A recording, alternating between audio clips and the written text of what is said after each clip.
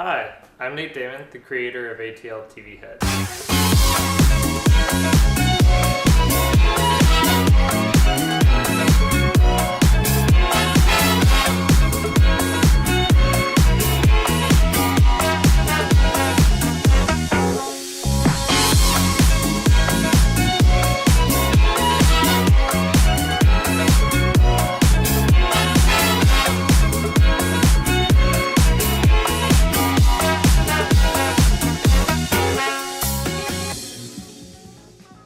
The most simple form of what I do is I wear a helmet that's connected to the internet that displays an image that can be changed by said internet.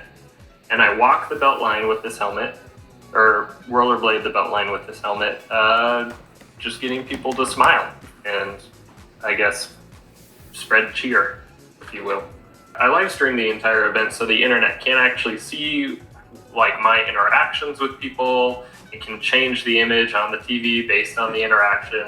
And then after I do one of those like in-person live stream, like rollerblading sessions on the Beltline or somewhere else in Atlanta, I basically take that live stream, chop it up into highlights, and then produce videos out of it. So just all these moments of interactivity and cheer spreading, I guess. Yeah.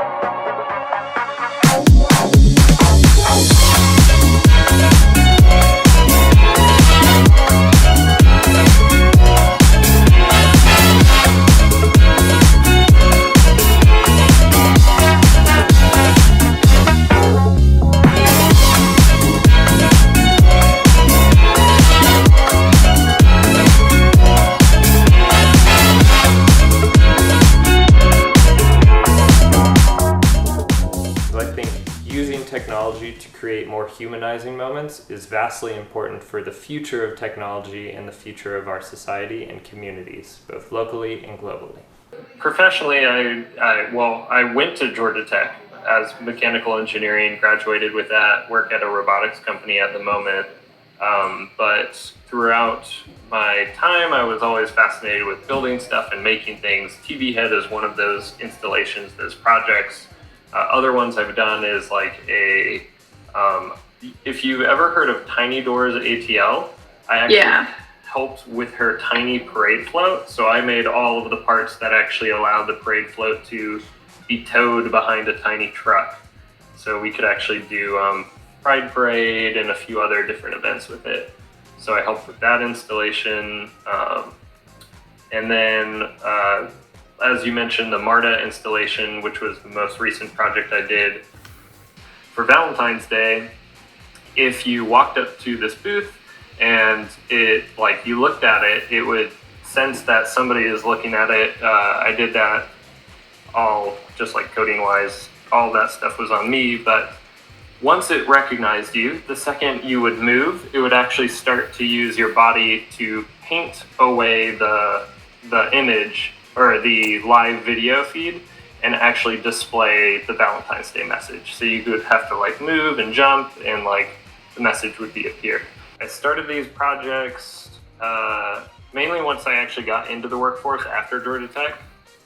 It was basically like, go to work, do the job, come home, do whatever the home ritual is, and then that was kind of it. And when I graduated, a lot of my friends moved away from the city. So I was like, oh man, I'm having to, make new friends or meet new people and just engage. And I was wondering how to, instead of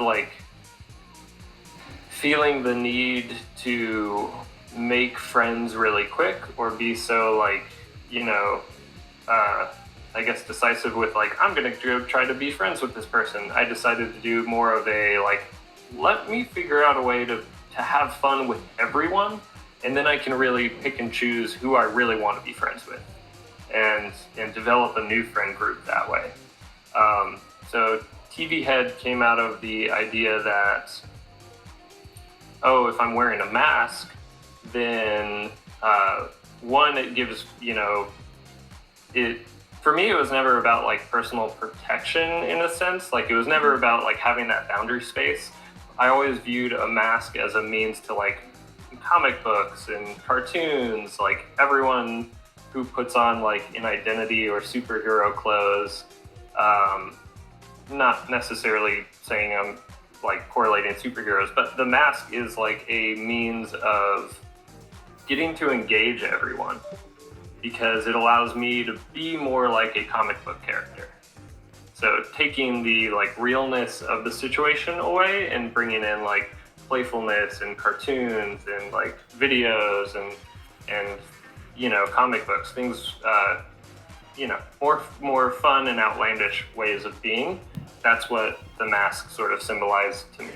And the TV is also very representative of, you know, cartoons and anime and things like that. Atlanta is still very like flexible in terms of the city, like in terms of art. It is very grassroots. It's very, if you guys have ever heard of the bakery ATL, they're like a group of, no one thinks about that. I did hear that though. If you've ever heard of the bakery ATL, they're like a whole DIY like event space and music venue, and like everything about Atlanta is like basically self-made. You have to do it yourself, but if you do it, it's a thing. Like there's no real laws and restrictions like governing Atlanta's art world. Like if you go to New York, I mean, I would be easily just cast into like performance art or like street, you know, performer category.